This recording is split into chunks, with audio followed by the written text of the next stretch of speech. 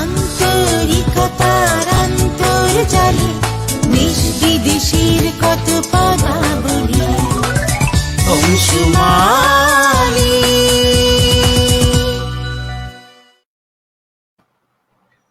দর্শক, স্বাগত অংশুমালী আয়োজিত ক্ষণকালে।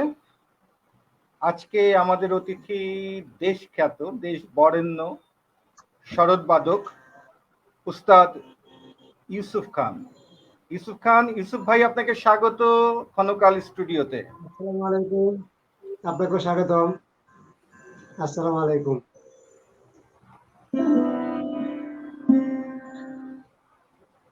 একটু শুরুর আগে বলে নেই উস্তাদ ইউসুফ খান সম্পর্কে। উস্তাদ ইউসুফ খান এই উপমহাদেশের বিখ্যাত সঙ্গীতজ্ঞ। উস্তাদ ফুলঝুরি খানের তৃতীয় সন্তান। ওনার হাতখড়ি হয়েছে মূলত বাবার কাছ থেকে না, বড় ভাইয়ের কাছ থেকে, ইউনুস খানের কাছ থেকে। তার কাছ থেকে উনি হাতে খড়ি নিয়েছেন। তারপরেই তো সঙ্গীতের যাত্রা শুরু। বেছে নেন বাদ্যযন্ত্র হিসাবে সরোদকে। তিনি বিভিন্ন সময় বিভিন্ন জায়গায় বিভিন্ন অনুষ্ঠানে পারফর্ম করেছেন, সরোদ বাজিয়েছেন। এখন তিনি শিল্পকলা একাডেমিতে আছেন, সরোদ বাদক হিসাবে যুক্ত আছেন শিল্পকলা একাডেমির সাথে, শিল্পকলা। আর ওনার পুরস্কারও আছে অনেকগুলো, এই গান সঙ্গীতের ক্ষেত্রে অবদানের জন্য তার পুরস্কার, সেই বিষয়ে আমরা কথা বলবো তার কিভাবে গড়ে ওঠা, কিভাবে তিনি এই, যেহেতু পারিবারিক আবহাওয়া ছিল, বিখ্যাত সঙ্গীতজ্ঞের সন্তান, স্বাভাবিকভাবেই তার সাংস্কৃতিক অঙ্গনে আসার কথা।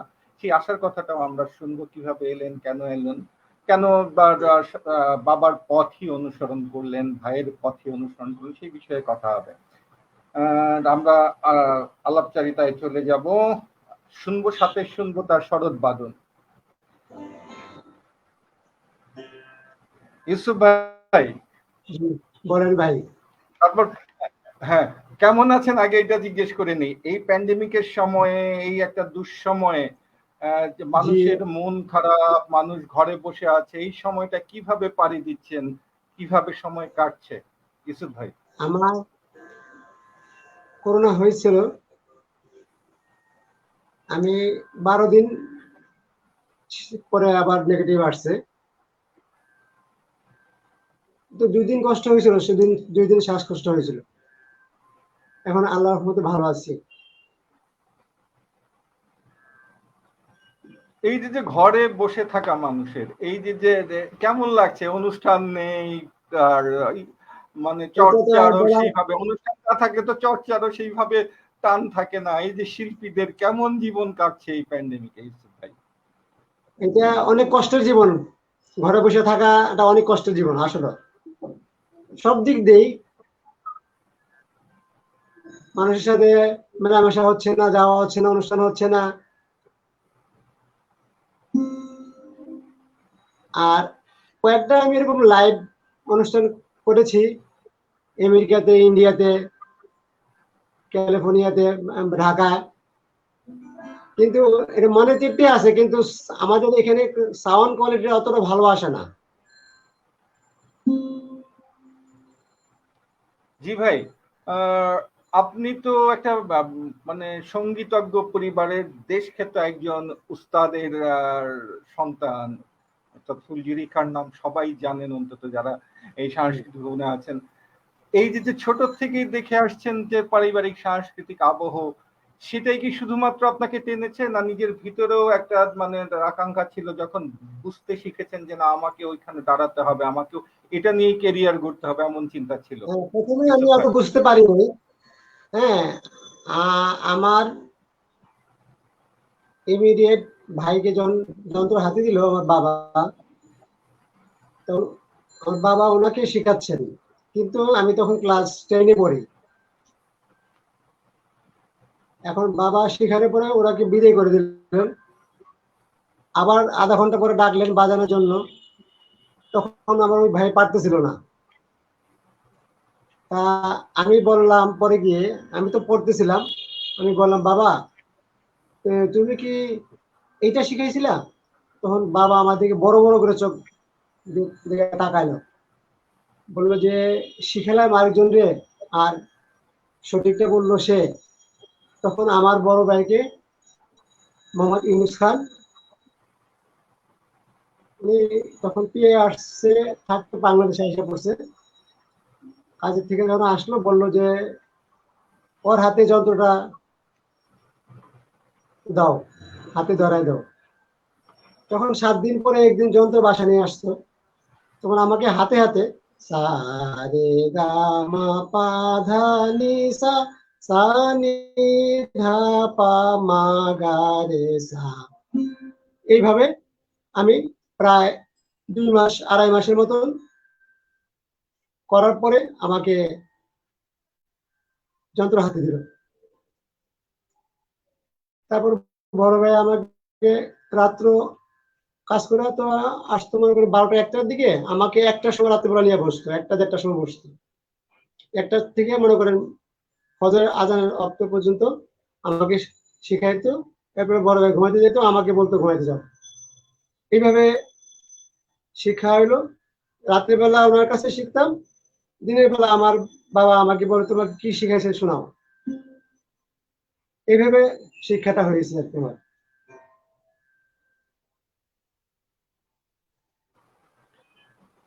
ইউসুফ ভাই, কিন্তু একেবারে শরৎ কেন বাজাতে হবে? এখানে দর্শকদের একটু বলে রাখি, শরৎ সম্পর্কে বলে রাখি। শরৎ মূলত বাদ্যযন্ত্র হিসাবে, এটা অনেকেই চিন্তা করেন এটা বোধহয় ভারতীয় ঘরানার ধ্রুপদী সঙ্গীতের কোনো বাদ্যযন্ত্র। আসলে তা নয়, শরতের উৎপত্তি স্থল হলো আফগানিস্তান। আফগানিস্তানে যা রুবাব নামে পরিচিত, সেটারই ভারতীয় সংস্করণ হলো শরৎ। মূলত ভারতের আসলে উস্তাদজিৎকে সামনে রেখে বলছি, ভারতের মূলত কোনো বাদ্যযন্ত্র নেই। ভারত এক বীণা ছাড়া ভারতের আর কোনো সুরের, যেটা লিড করা যায়, সুরের কোনো বাদ্যযন্ত্র আর কোন তেমন কিছু নেই। সবই পার্সিয়ানদের কাছ থেকে ধার করা, বেশিরভাগই পার্সিয়ানদের কাছ থেকে ধার করা, পার্সিয়ান সংস্কৃতি থেকে আসা। যেমন আফগানিস্তান থেকে রুবাব এখানে শরৎ হয়ে দাঁড়িয়েছে। অনেকেই ভাবেন যে শরৎ বোধহয় ভারতীয় ধ্রুপদী ঘরানার যন্ত্র। এটা আসলে ভুল ধারণা। আমি ওস্তাদজি, আমি কি খুব ভুল বললাম? না, সঠিক সঠিক। আফগানিস্তান থেকে আসছে রাবাব, রাবাব থেকে, রাবাবও বলে রুবাবও বলে। জি, এটাকে রাবাবও বলে, বা মূলত রুবাব আর কি, উচ্চারণটা রুবাব হয়, আফগান রুবাব।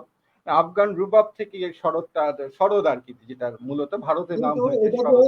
পরিবর্তন করে আমার আমার বড় আব্বা উস্তাদ আলাউদ্দিন খাঁ সাহেব, হ্যাঁ, আর আইতেলে খাঁ সাহেব, ওনারা 2 ভাই। ওনারা এই যন্ত্রটাকে এই এদিকে 4টা কাঠি, এদিকে 4টা কাঠি, এদিকে 2টা চিকারি, এদিকে 13টা তরফ, মোট 25টা তার লাগানো হচ্ছে যন্ত্রের মধ্যে। মানে 13টা হলো অলংকার, 2টা চিকারি, এই 2টা জোয়ারি, এই 4টা মেন তার।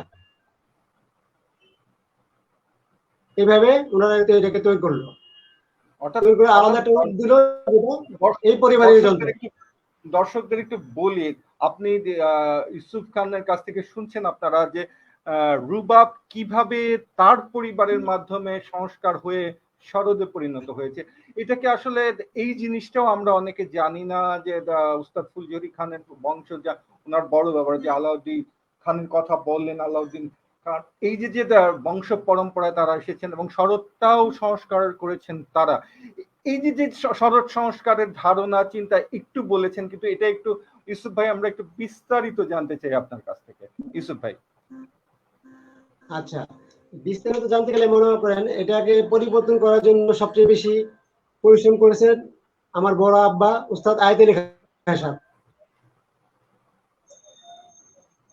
ওনার এই যন্ত্রটাকে এইভাবে পরিবর্তন করে আনছে। পরিবর্তন করে আনে এদিকে 4টা তার, এদিকে 4টা তার, এদিকে 2টা তার চিকারি, এদিকে 13টা তরফ। এক একটা রাগের উপর এক একবার যন্ত্র মিলাইতে হয় বাজানোর জন্য এইভাবে। আর প্লেটটা স্টিলের, আর এদিকে একটা তুম্বা আছে, এদিকে একটা তারগান আছে, এদিকে একটা ব্রিজ আছে, এদিকে একটা ব্রিজ আছে। তারপরে এটা চামড়াটা ছাগলের চামড়া হয়, পাঠার চামড়া হয়। আর একটা প্লেট আছে স্টিলের প্লেট কেউ লাগায়, এখন তো স্টিলের প্লেটই লাগায় ঝং যাতে না পড়ে। আর কাঠটা হলো পোয়া কাঠ, পোয়া কাঠ দিয়ে তৈরি করে। পোয়া কাঠটা একটু হালকা হয় কিন্তু সুন্দর, আওয়াজটা জন্য সুন্দর হয় পোয়া কাঠটা। আবার অনেকে সেগুন কাঠ দিয়েও করে। এইভাবে যন্ত্রটা এইভাবে পরিবর্তন হয়ে যায়, ওনারা এইভাবে তৈরি করছে। তারপরে তৈরি করার পরে মনে করেন,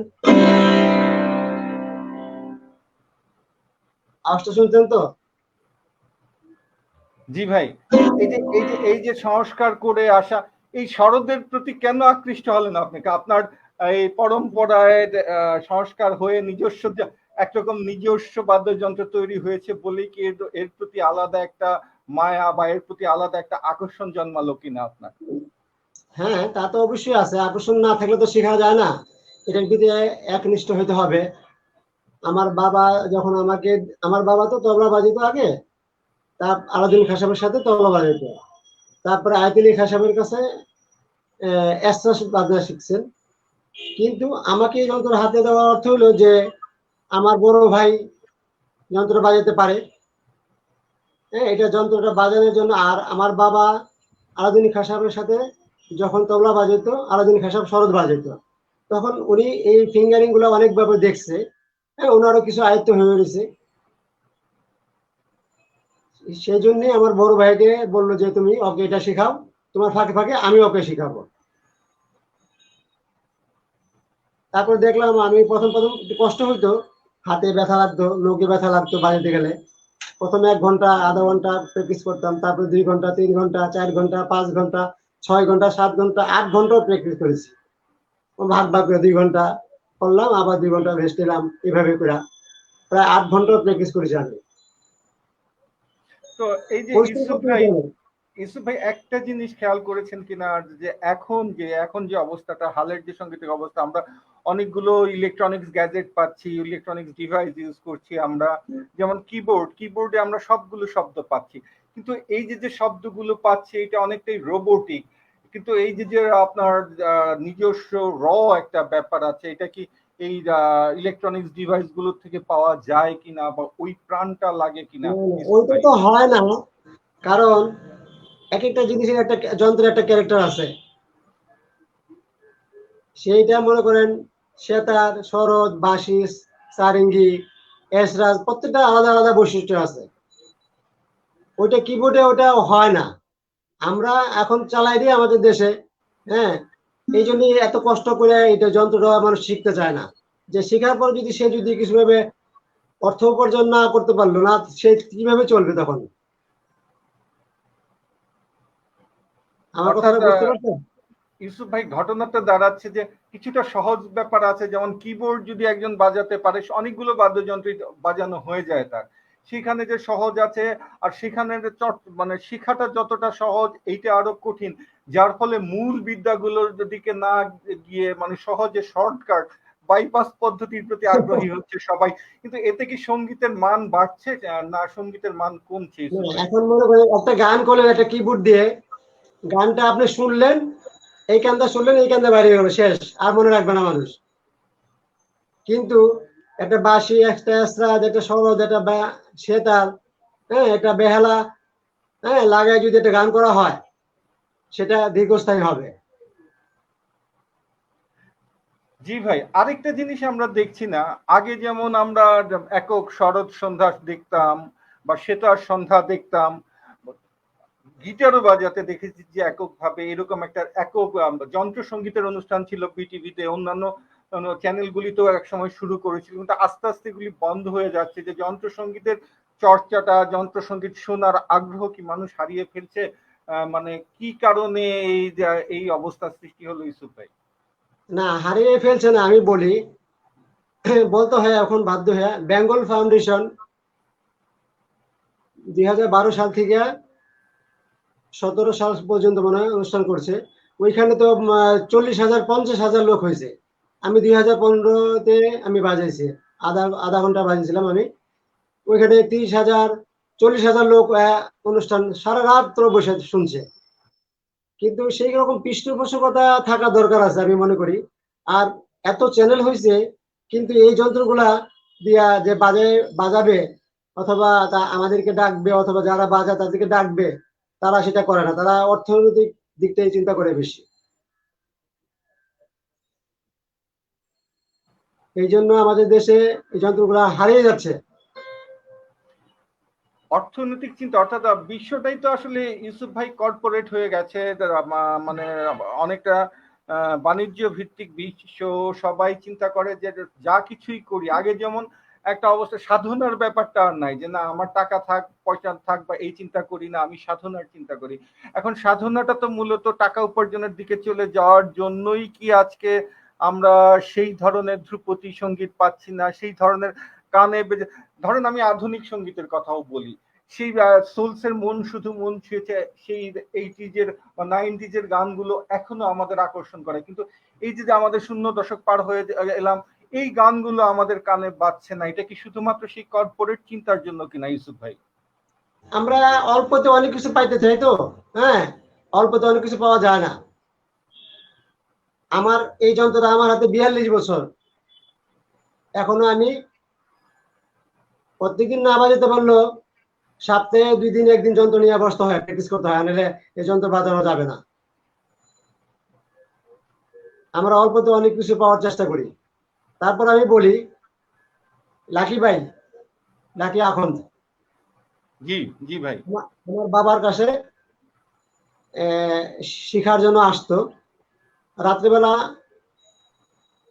সন্ধ্যা 7টা থেকে রাত্র 11টা পর্যন্ত। এই আমাদের ছোট ছোট রুম ছিল তখন, আমরা ভাই বোন ছিলাম কয়েকজন, 2টা বেডরুম ছিল, একটা বেডরুমে যায় আমার বাবা ওনাকে শেখাচ্ছে। রাত্র 11টা বাজে গেছে, কিন্তু উনি যায় না, উনি শিখতেই আছে। কিন্তু আমার মা কষ্ট পাচ্ছে যে আমি তো ঘুমাবো, বাবার সাথে ঘুমাই, হ্যাঁ, ঘুমানোর জায়গাটা পাচ্ছি না। কিন্তু তারা, আমার বাবা কিন্তু আমাদের কথা তখন ভুলে গেছে, তার ছাত্র নেই, সে তাকে শেখাচ্ছে। পরে লাকি ভাই আমাকে মারা যাওয়ার কয়েক মাস আগে আমাকে বললো, ইউসুফ তোমাকে অনেক কষ্ট দিছে, অনেক ঘুমাইতে দেয় নাই একটা সময়, হ্যাঁ, তুমি আমাকে মাফ করে দিও। এখন এত কষ্ট করে ছাত্র আর টিচার এক এক হওয়া খুব কঠিন।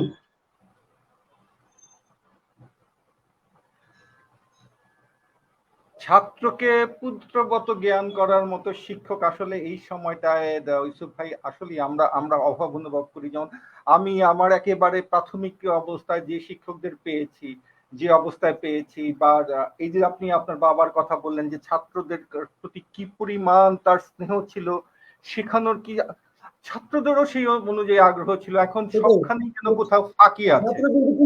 কিছু নিয়ে আসতো না বাসায়, হ্যাঁ, বাসায় আনলে এই যে ময়ূরের পাখনা আছে না, ময়ূরের পাখনা, আমার বাবার মাছ ধরার শখ ছিল, হ্যাঁ, ছিপের মধ্যে টোম লাগাইতে হয়, হ্যাঁ, একটু কাঠি লাগাইতে হয় না, ওই ময়ূরের পাখনা নিয়ে আসতে বুঝাই, বাবা এতে খুশি হয়ে যেত।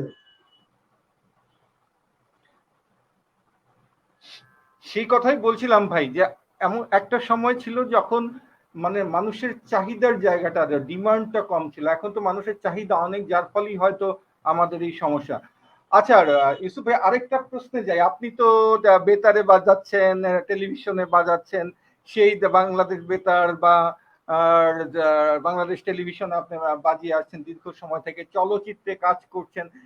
সেই সময়ের আগের সময়ের সাথে এখনের যে পার্থক্যটা, তখন যেভাবে বাজিয়েছেন এখনের অবস্থাটা, এটা যদি একটু বর্ণনা করতেন আমাদের অবস্থা। বলি, আমি 1980 সাল থেকে ফিল্মে বাজাই। তখন সঙ্গীত পরিচালক যারা ছিল, শ্রদ্ধেয় দেবী ভট্টাচার্য, সঙ্গীত পরিচালক আলাউদ্দিন আলী, আলম খান, সত্যদা, সমর দাস, জালাল আহমেদ, আরো অনেকে, আমার নাম মনে পড়তেছে না এখন, তারা এখন কেউ নাই, সবাই মারা গেছে। একটা গান করার জন্য সকাল থেকে সন্ধ্যা পর্যন্ত আমরা রিহার্সাল করতাম, করার পরে বিকাল বেলা টেকে যাইতো 40 টেক, 50 টেক, 60 টেক, কারো না কারো ভুল হচ্ছে, হয় আমার একবার হইলো, না হয় তবলা বাদক একবার হইলো, না হয় সিঙ্গারে একবার হইলো। এরকম করতে করতে মানুষ একটু কষ্ট পাইছে তখন, কিন্তু তখন যেই গানটা হইতো সেই গানটা মানুষের মনে রাখার মতো মানুষ শুনতো। মানুষ এত সুন্দর গান হইতো তখন, এখন কিন্তু সেটা হয় না। এখন হয়তো ফিল্মে কাজ করতে গেলে আমাকে বলে আমার একটু পার্ট আছে, একটু পার্ট বাজায় দেওয়ার জন্য, কিন্তু আমি গান কিন্তু কোনো কিছুই শুনলাম না। কিন্তু তারা করে নিয়ে আসলো, আমার পকেটে আমি বাজায় দিয়ে আইসা করলাম। আর আমি তো প্রায় কয়েক হাজার ফিল্মের গান বাজিয়েছি। তারপরে মনে করেন প্রায় 150-200 ছবি ব্যাকরণ করেছি। আর ক্যাসেটের গান তো আছেই। টিভিতেও 40 বছর যাবত বাজাচ্ছি, রেডিওতেও বাজাচ্ছি, শিল্পকলা চাকরি করতেছি, অনেকগুলো দেশ সাংস্কৃতিক দলের সদস্য হিসেবে বিদেশে গিয়েছি আমি। এখানে আসছি ইউসুফ ভাই, আপনার এই যে বিদেশ সফর, আপনি তো বিশ্বের নানা থাইল্যান্ড, দক্ষিণ এরিয়া, কোরিয়া, কেনিয়া, চীন, তুরস্ক, রাশিয়া সহ অনেক দেশে গিয়েছেন এই সঙ্গীতের দলের সাথে বা নিজে একা। এই যে আপনার সরোদ, আপনার বাজনা, এই বাংলাদেশের বা এই অংশের যে সংস্কৃতি, এইটা কিভাবে রিয়েক্ট করেছে সেই সব দেশের মানুষগুলো, ইউসুফ ভাই যদি একটু বলতেন। আমরা তো মনে করেন, যেমন আমি বলি, নকশিকাতার মাঠ, মহুয়া নৃত্যনাট্য, মোহনে গেছিলাম দিল্লিতে শান্তিনিকেতনে, যখন আমি বাজাচ্ছি ওখান থেকে অনেক লোকজন 1994 সাল তখন বলতেছে যে আপনারা কি সব লাইভ বাজাচ্ছেন? তখন আমার সাথে আমার এক ভাই ছিল, স্বপন কুমার নাগ, সে বলছে হ্যাঁ অবশ্যই লাইভ বাজাচ্ছি আমরা। না আপনারা মনে হয় শরৎটা রেকর্ড করে নিয়ে আসছেন। তখন আমাকে ওই স্বপন কুমার নাগ আমাকে ওনাকে ডাক দিয়ে দেখেন, ওই যে কোণার মধ্যে বসে আছে ছেলেটা, ওই ওই শরৎ বাজাচ্ছে। তো উনি আসলো, উনি এসে সেটা আমার মাথায় হাত ধরাইলো, আমি পায়ে ধরে সালাম করলাম। উনি বলে যে খুব খুশি হয়েছি, এত সুন্দর বাজাচ্ছ তুমি, তোমার আরো উন্নতি হোক আমি আশা করি, তুমি ভালো থাকো, সুস্থ থাকো, এই আশীর্বাদ কামনা করলো। আমি রাশিয়াতে বেড়ে নিয়ে গেছিলাম, আমরা মোহয় নিয়ে গেছিলাম, ওইখানেও বাজিয়েছি। ওইখানে যন্ত্রটা, এই যন্ত্রটা এত মানুষ চিনে না, কিন্তু তারা খুব এনজয় করছে।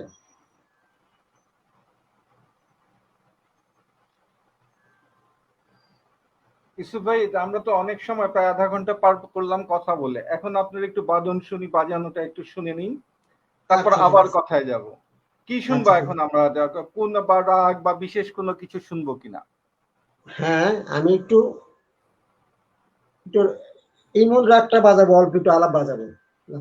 আচ্ছা আচ্ছা, আমরা শুনি তাহলে ইউসুফ ভাই। দর্শক শুনি আমরা উস্তাদ ইউসুফ আলী খানের বাজনা আমরা শুনছি। হ্যাঁ ইউসুফ ভাই।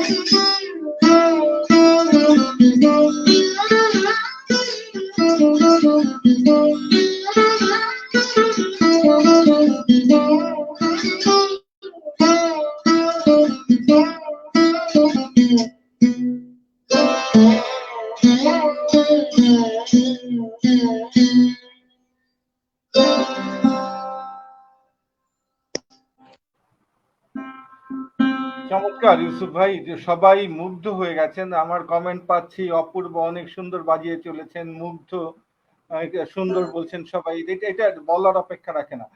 আচ্ছা ইউসুফ ভাই, আপনি যদি উস্তাদ ফুলঝুরি খাঁর সন্তান না হতেন, আলাউদ্দিন খান ঘরানার না হতেন, তাহলে কি আপনার এই শরৎবাদক হওয়া সম্ভব হতো ইউসুফ ভাই? না, হতো না। কারণ আমি জন্মের পর থেকে তো শুনতেছি,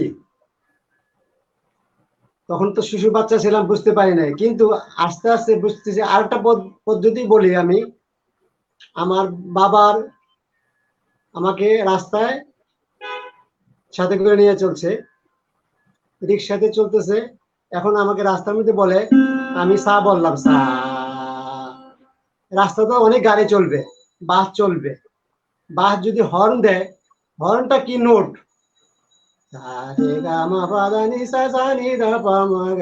এখন তোমাকে বলতে হবে ওই হর্নটা যে বাজছে এটা কি নোটটা বাজছে। আমি বললাম, বাবা এটা কিভাবে হয়? হয় হয়, তুমি দেখো, হয় না হলে আমি তোমাকে শেখাবো। আমি প্রথম প্রথম পারি নাই, কয়েকদিন দেখার পরে আমাকে বললো, আমি সা দিলাম, এখন ওই নোটটা কি বলো। হয়তো আমি কোনোদিন পারছি, কোনোদিন পারি নাই। শেখানোর পদ্ধতি একরকম, এক একজনের এক এক রকম। তো এইভাবে আমার বাবা আমাকে শেখাতো। আর আমার বাবা আমাকে দ্বন্দ্বমাত্রিক নোটেশন, মানে আকার মাত্রিক বলে আর কি। আর আর আমি আমার আরেকজন গুরু সুরকার দেবী ভট্টাচার্য, ওনার কাছে শিখি আকার মাত্রিক ছাড়া দ্বন্দ্বমাত্রিক নোটেশন, যেটা আমরা কমার্শিয়াল বাজাই।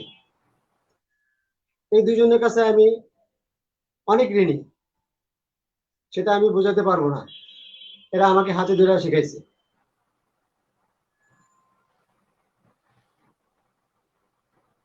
দর্শক শুনলেন যে কতটুক মনোযোগ লাগে একটা হর্ন থেকে সারগামের সাথে সমন্বয় করা, যুক্ত করা, তাকে মানে ওই অনুযায়ী টিউন করা, এটা যে কতটুক সাধনার ব্যাপার, কতটুক মানে মস্তিষ্ক ধরে রাখার ব্যাপার, এটা বোঝা যায়। এখন আমাদের যে অবস্থা দাঁড়িয়েছে, আমরা ইলেকট্রনিক্স গ্যাজেট হাতে পেয়ে আমরা অনেকেই শিল্পী বনে যাচ্ছি, আছে অটো টিউনার আছে গলার ক্ষেত্রে, অটো টিউন চালিয়ে দিচ্ছি আমরা, কিন্তু এই সাধনার ব্যাপারগুলো বোধহয় আমরা ধীরে ধীরে ভুলে যাচ্ছি। তাই তো ইউসুফ ভাই?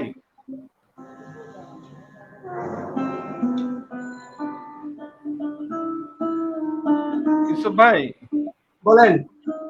সাধনার ব্যাপারগুলো, এই যে আপনার বললাম আমি যে এই যে বাসের হর্নকে সারগামের সাথে টিউন করা, যুক্ত হ্যাঁ, করা, সেটাই চিন্তা করা, এই সাধনার জায়গাগুলো থেকে আমরা এই যে অটো টিউনার আছে, এখন গলার একটু ঘাটতি থাকলে অটো টিউনার চালিয়ে দিই, এখন ইলেকট্রনিক্স গ্যাজেট আছে, যার ফলে কি আমরা সাধনার দিক দিয়েও আমাদের ঘাটতি হয়ে যাচ্ছে কিনা? ইউসুফ ভাই কি বলেন? অবশ্যই ঘাটতি তো হচ্ছে, কারণ আমাকে সাথ দিল রোড বাইর করার জন্য, আর আমরা এখন মনে করেন সারেগামা হারমোনিয়াম বাজাই, কিন্তু সাত থেকে সা রে সা গা সা মা সা পা সা ধা সা নি সা সা, এটা অনেক কঠিন।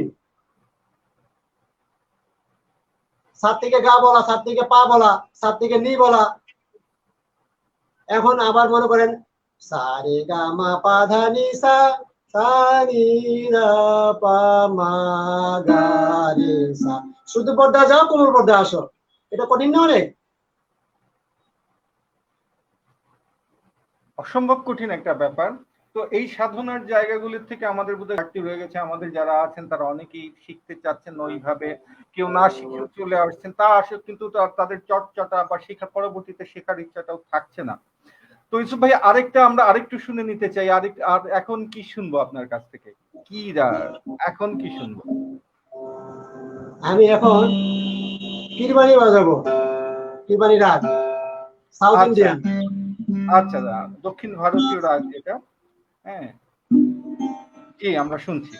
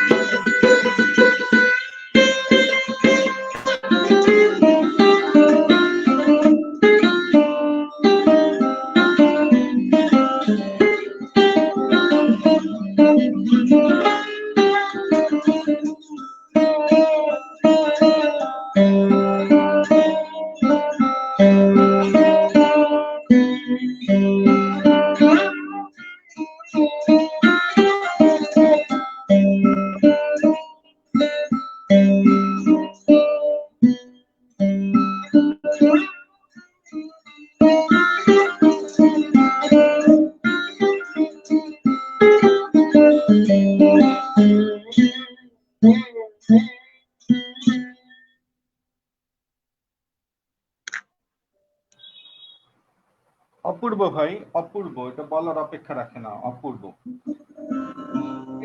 ইসুফ ভাই, আপনি তো এখন শিল্পকলা একাডেমিতে শেখাচ্ছেন, তাই তো? হ্যাঁ হ্যাঁ, আমি শিখাচ্ছি। এখন তো করোনার জন্য বন্ধ আছে, আবার আগামী থেকে আরম্ভ হবে। কয়েকজন শিখতেছে। শিল্পকলা একাডেমিতে শিখাচ্ছেন, এই যে আপনার ছাত্রছাত্রী যারা আছে, আপনার অভিজ্ঞতা কেমন, যে তাদের মনোযোগ কেমন, তাদের শেখার ইচ্ছা কেমন, এবং সম্ভাবনার কথাটাও একটু জানতে চাচ্ছি এই জায়গাটাতে, আপনার সম্ভাবনা কেমন? সত্যি কথা যেটা, একটা যন্ত্র কিনতে প্রায় লাখ টাকার মতো লাগে। এখন আমাদের সন্তানদের বাপ মার কতটুকু সামর্থ্য আছে একটা যন্ত্র 1 লাখ টাকা দিয়ে কিনে দিয়া তারে শেখানোর জন্য, এই কথাটাও আমাদের চিন্তা করতে হবে। তারপরে একটা মেধা ছেলে হয়তো খুব মেধা সম্পন্ন, কিন্তু তার হয়তো যন্ত্র কেনার পয়সা নাই। শিল্পকলা শিখতে আসে, 2-1 জন আছে খুব ভালো বাজায়। হ্যাঁ, আমার কাছে আমার ভাতিজা শিখে, অর্জুন নামে একটা ছেলে শিখে, তারপরে মেহেদি একটা ছেলে শিখে, একটা পুলিশ চাকরি করে, সে যন্ত্র কষ্ট করে কিনে আনছে, সেও শিখে। কিন্তু এই মাঝখানে করোনার জন্য বন্ধ হয়ে যাওয়াতে অনেকটা পিছিয়ে গেছে তারা। অর্থাৎ সরোদের দামটাও শেখার ক্ষেত্রে অনেকটা ব্যাপার, যে যাদের অনেক প্রতিভাবান আছে হয়তো, যে নিজের চর্চা করার জন্য বাসায় কোনো সরোদ নাই, আসে শিল্পকলায় এসে তারপর বাজাতে হচ্ছে তাকে, এটা ব্যাহত হচ্ছে। এই দিকটা বোধহয় সরকারের দেখা উচিত, বা যারা সংস্কৃতি মন্ত্রণালয়ে আছে তাদের বোধহয় একটু দেখা উচিত, তাদের একটু শিল্পকলা যারা শিখতে আসে, শিল্পকলার যন্ত্র আছে, তারা কষ্ট করে আসে, কিন্তু তার বাসায় তো একটা যন্ত্র থাকতে হবে। যেমন আমার যন্ত্র প্রায় 2 লক্ষ টাকা দিলেও পাওয়া যাবে না এখন যন্ত্রটা, কারণ এই যন্ত্রটা হেমের বাবুর হাতে তৈরি। এখন মোটামুটি ভালো একটা যন্ত্র কিনতে গেলে 1 লাখ টাকার মতন লাগে।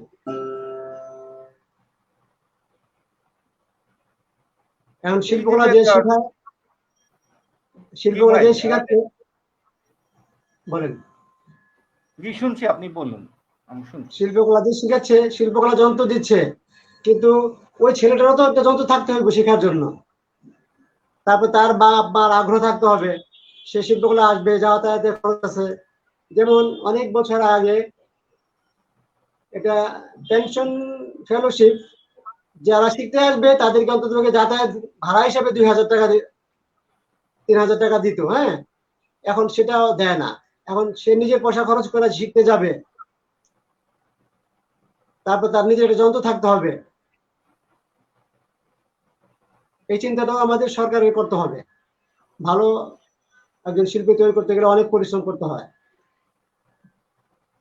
অর্থাৎ আমাদের এই যে শিল্প চর্চা ব্যাহত হচ্ছে অর্থনৈতিক কারণে, এটা স্বাভাবিক। আমাদের মতো দেশগুলোতে যারা অনেক মানুষের দারিদ্র সীমার নিচে বাস করে, সেই জায়গাটা বোধহয় সংস্কৃতি মন্ত্রণালয়ে যারা দায়িত্বে আছেন তাদের বোধহয় উচিত যে একটু সহায়তা করলে হয়তো আমাদেরও প্রতিভাগুলো উঠে আসতে পারবে, হয়তো সারা বিশ্বে আমরা নাম করতে পারবো। যেমন ইউসুফ আলী খান করছেন, তার ঘরানা করছেন, তার বংশ পরম্পরায় করে আসছেন। এইভাবে হয়তো আমরা আরেকটা পরম্পরা পেয়ে যাব। এটা একটু সরকারের দিক থেকে দৃষ্টি দেওয়া উচিত বলে আমরা মনে করছি এবং অনুরোধও জানাচ্ছি সরকারকে। তো ইউসুফ ভাই, আমরা এখন কি কি শুনবো? আপনার স্বর শোনার জন্য সবাই অস্থির হয়ে আছে। এখন কি শুনবো? হ্যাঁ, একটা বাজাই। হ্যাঁ, অবশ্যই। এটা একটু ধুন কাফি রাগের উপরে।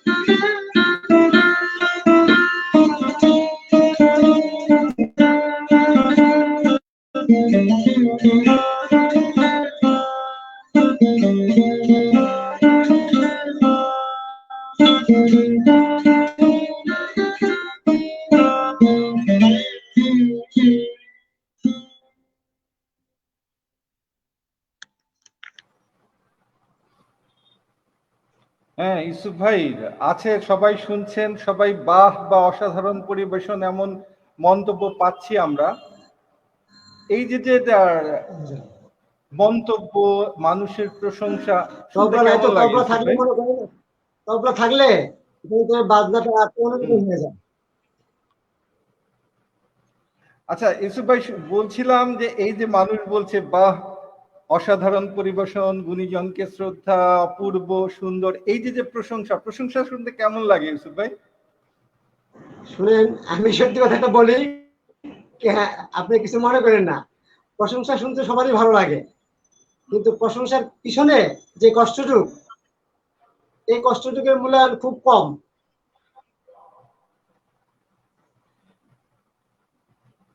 এইটা একজন শিল্পীর গড়ে ওঠার ক্ষেত্রে যতটুকু কষ্ট হয় বা যতটুকু পরিশ্রম থাকে, যতটুকু পিছনের বিষাদের কাহিনীটা অনেকেই জানে না ইউসুফ ভাই। অনেকে জানে না যার সেটাই। ফলেই হয়তো আর সেটা যদি অনুভব করতে পারতো তাহলে হয়তো প্রশংসার মাত্রাটা অনেক বেড়ে যেত, শ্রদ্ধার মাত্রাটাও বেড়ে যেত। কিন্তু আসলে এই জিনিসগুলো আড়ালে থাকে। আমরা চেষ্টা করি আমাদের অনুষ্ঠানে সেই জিনিসগুলো সামনে বের করে আনতে। তো ইউসুফ ভাই, আমি একটা কথা বলি, এই আমি একটা কথা বলি, হ্যাঁ হ্যাঁ অবশ্যই। আমি একটা কথা বলি। আপনি শুনছেন কিনা জানি না, আভা আলম একজন মহিলা গান গাইতো আমাদের দেশে, আভা আলম ক্লাসিক্যাল গাইতো, খুব ভালো গান গাইতো। আচ্ছা ওনার বাসায় বেশিরভাগ সময় অনুষ্ঠান হতো। আমার বাবা ওনার বাসায় বাজাতে যাইতেন, ওনার সাথে বাজাতেন, এসরায় বাজাতেন। সারা রাত্র আমাকে নিয়ে যেত, আমি হয়তো অনুষ্ঠান দেখতাম না, হয় বিছানায় গিয়ে ঘুমাই থাকতাম। ছোট ছিলাম, অতটা বুঝি নাই। সকালবেলা উঠায় নিয়ে আসতো, সকালবেলা আসতে খারাপ, হয়তো খারাপ লাগবে শুনতে, একটা ফুলের তোড়া দিয়ে দিত,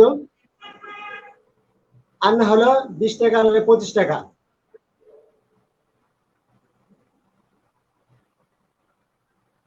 সম্মানী। তখন 20 টাকা দাম অনেক ছিল সেই হিসাবে। তো আমার বাবা ফুলের তোড়াটা নিয়ে আমার মার হাতে ধরে নাও নাও, তোমরা বাপ ছেলে সারা রাত কষ্ট করে আসলা, এই ফুলের তোড়াটা শুধু, তুমি তো তোরা বুঝতে পারতো না। হ্যাঁ, এটা ফুলের তোড়া দিছে, আর কিছু দেয় নাই। এখন এত পরিশ্রম করার পরে মানুষ এখন ফুলের তোড়া দিয়ে কিন্তু পেট ভরবে না।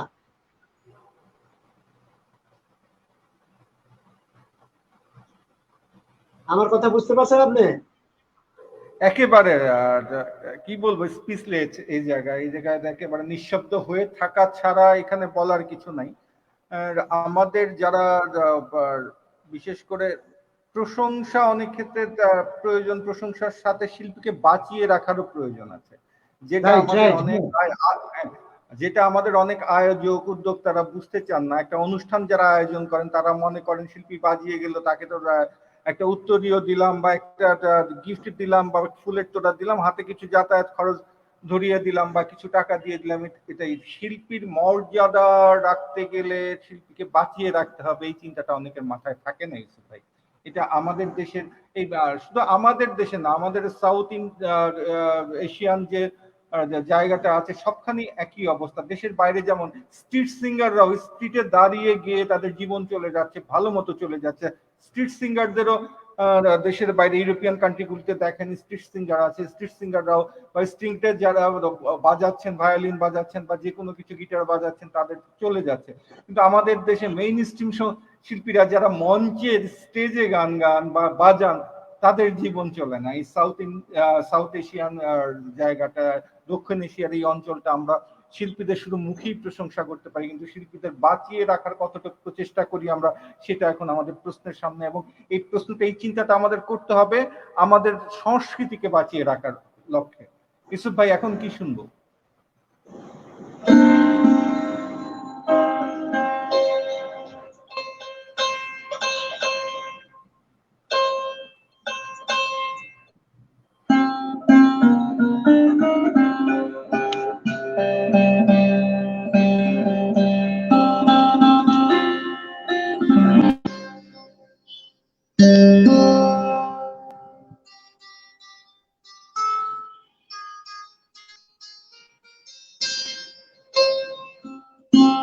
আমি তো ভুলিয়ে বাজাবো।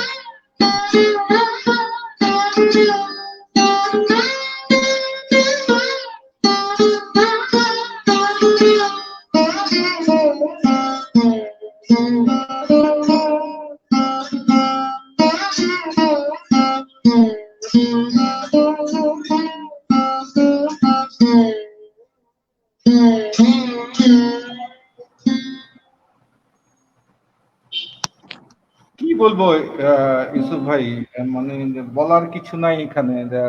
আর কি বলবো, আপনার মানে শরদের হাতে মানে কি স্পেসলেস, এখানে প্রশংসা বা অন্য কিছু জায়গা নেই। যাক ইউসুফ ভাই, আমাদের সময় ধীরে ধীরে শেষ হয়ে আসছে। আপনার ভবিষ্যৎ চিন্তাটা যদি আমাদের একটু বলতেন, যে ভবিষ্যতে কি করতে চান, বা ভবিষ্যৎ সম্পর্কে, বা এই দেশের যে যন্ত্র সঙ্গীতের ভবিষ্যৎ, বা এই দেশের যারা শিখতে চাচ্ছেন তাদের ভবিষ্যৎ, সার্বিক একটা ভবিষ্যতের চিন্তাটা যদি একটু বলতেন আমাদের ইউসুফ ভাই। মানুষের যদি সদ ইচ্ছা থাকে তাহলে হবে, আমি মনে করি। আর সরকারের পৃষ্ঠপোষকতা লাগবে, এটা ছাড়া সম্ভব না। কারণ একটা ভালো যন্ত্রশিল্পী তৈরি করতে গেলে অনেক পরিশ্রম করতে হয়। আমি আমার জীবনটা, আমার হাতে যন্ত্রটা 42 বছর, হাতে 42 বছর পার করে আমি আসছি। আমি দেখছি কত জায়গায় কত কষ্ট করতে হয়েছে। এখনকার জমানায় ছেলে মেয়েরা এত পরিশ্রম করতে চায় না। তারা পরিশ্রম করার আগে কিছু পাইতে চায়, এবং তাদেরকে পাইতে হবে, তাহলে তারা পরিশ্রমটা করতে পারবে। কারণ তা হলো যে পরিশ্রম করতে গেলে, যে আমি এখান থেকে শিল্পকলা যাব, আমার খরচ আছে, ওই খরচটা তো দেখতে হবে। তারপরে সে কতটুকু শিখলো না শিখলো, তারপরে সেইটা পড়ে সে আমাদের দেশে চাকরি পাবে কিনা, করতে পারবে কিনা, সেই সময়টা পার হলে তো কোনো দিকে যেতে পারবে না। সেই জন্যই ওটা, আগেকার দিনে জমিদার ছাড়া ছিল, তারা অনেক সহযোগিতা করছে। কিন্তু এখনকার তো জমিদারিও নাই, সহযোগিতাও নাই। সেই জন্য সরকার যদি ইচ্ছা করে যে আমরা 5টা ছেলে মেয়েকে তুলবো আর সত্যিকারের শিল্পী বানাবো, সরকারি পারবে। ইউসুফ ভাই, এখানে আরেকটা কথায় আমি আসি, আপনি সরকারের কথা তুললেন। আমাদের যারা শিল্পী সমাজ আছে, যারা প্রতিষ্ঠিত আজকে, যারা যারা শিল্পী সমাজের নেতৃত্বে আছেন, শিল্পীরা যারা আছেন, তাদের কি আর এইখানে ভূমিকা কি? তারা কি তাদের যথাযথ, যারা নেতৃস্থানীয় আছেন, তারা কি যথাযথ ভূমিকা পালন করছেন কিনা তাদের উত্তরসূরি নির্মাণে? এটাকে আপনি কি কাজ করছে না, কারণ একজন আর্টিস্ট মনে করে গান গাওয়ার জন্য আমার একজন তবলা বাদক, একজন কিবোর্ড হলে যথেষ্ট, কিন্তু ওই গানটার জন্য আরো অলংকারের প্রয়োজন আছে, এটা সবাই চায় না। আমার একটু 40 বছর 42 বছর দেখলাম তো, একবার বিশেষ প্রয়োজন ছাড়া হ্যাঁ কাজে পর্বে লাগাইতে পারে না। ওনাদের কথাটা ওনারা বেশি চিন্তা করে। আমি সত্যি কথা বলে দিলাম, হয়তো অনেকে খারাপ লাগবে, এটা আমার কিছু আসা যায় না।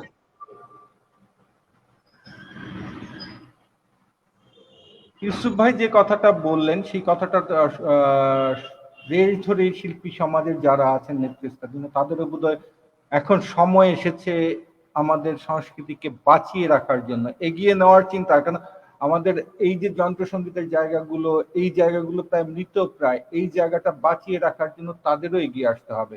তারা এগিয়ে আসলে হয়তো সরকারও এগিয়ে আসবে। সবার সম্মিলিত একটা প্রচেষ্টার দরকার এই জায়গায়। ইউসুফ ভাই, আমরা শেষ বাদনটা শুনবো। এখন আমরা কি শুনবো শেষে? আমি এখন একটু তরবারি বাজাবো। ঠিক আছে, তরবারি বাজাতে বাজাতে শেষ করে দিব।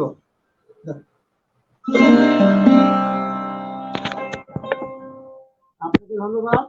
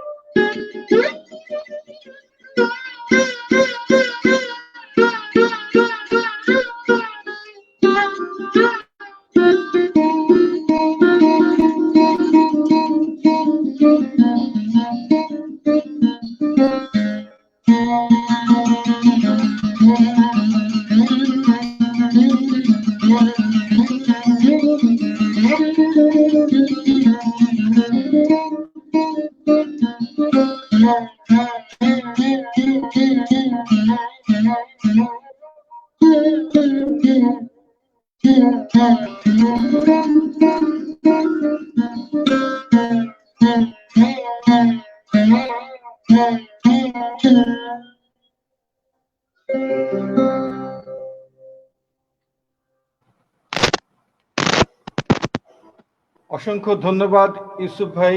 সবাই আমাকেও ধন্যবাদ জানিয়েছেন অনেকে, আপনার শরৎ বাদন তাদের শোনানোর সুযোগ করে দেওয়ার জন্য। আমরা অংশমালীর পক্ষে আমার জি ভাই, জন্য সবাই বলেন। দোয়া করবেন, সবাই সুস্থ থাকেন, ভালো থাকেন, আমার জন্য দোয়া করবেন।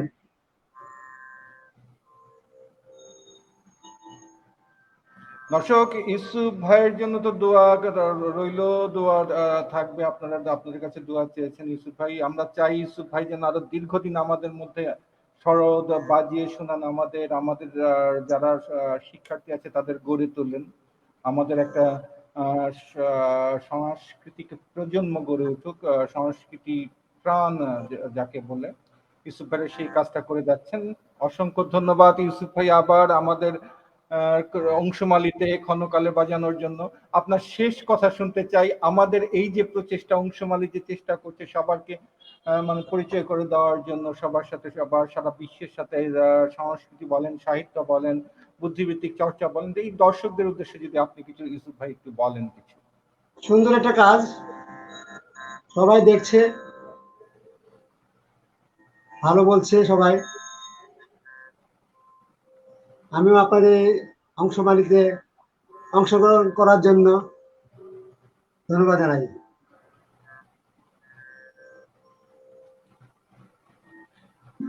ধন্যবাদ আবার ইউসুফ ভাই। দর্শক শুনলেন ইউসুফ ভাইয়ের শরৎ বাদন, আমরা শুনলাম তার কথা, তার কাজ।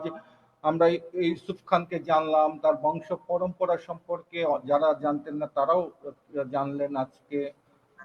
যারা দর্শক ছিলেন তাদের দর্শকদের প্রতি ধন্যবাদ আমাদের সাথে এতক্ষণ থাকার জন্য। ইউসুফ ভাইকে আবারও ধন্যবাদ আমাদের সময় দেওয়ার জন্য। আজকের মতো শেষ করছি, সবাই ভালো থাকবেন। ভালো থাকবেন।